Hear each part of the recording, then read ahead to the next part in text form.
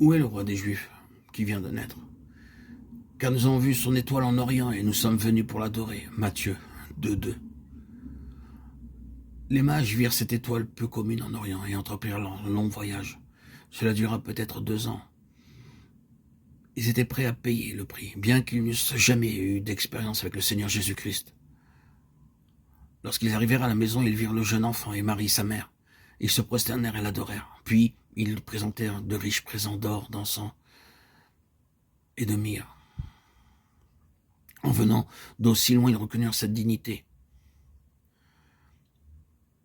Lorsqu'ils le trouvèrent, ils l'adorèrent. En apportant de si riches présents, ils reconnurent symboliquement que celui qu'ils adoraient est Dieu, symboliquement représenté par l'or. Celui qu'il adorait était venu pour souffrir pour eux, symbolisé par la myrrhe. Et celui qu'il adorait nous sauverait pour être notre souverain sacrificateur, symbole de l'encens. Le Seigneur Jésus-Christ est très précieux aussi pour moi. Il m'a aimé et il est mort pour moi. Je suis prêt à payer n'importe quel prix pour lui démontrer mon amour.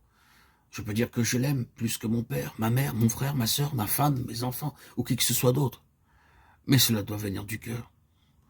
Nous pouvons dire lors d'une réunion « Oh Seigneur, je t'aime », mais lorsque nous devons payer le prix, nous ne le faisons pas. Combien de fois nous le renions? Combien de fois nous le blessons? Combien de fois nous ne lui obéissons pas, par crainte, en pensant « Que dira mon voisin?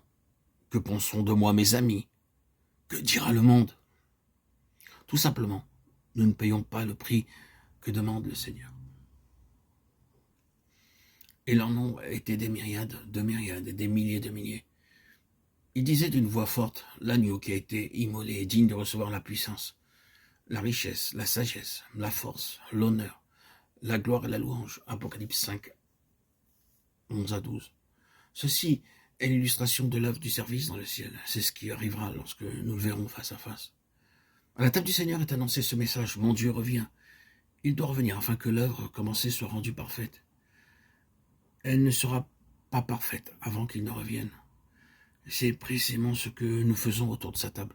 Nous déclarons par la foi que nous attendons ce jour. Nous croyons que ce sera un jour merveilleux lorsque nous lui serons semblables et que nous régnerons avec lui. J'aimerais par Éphésiens 3,18 vous faire remarquer l'importance d'être ensemble.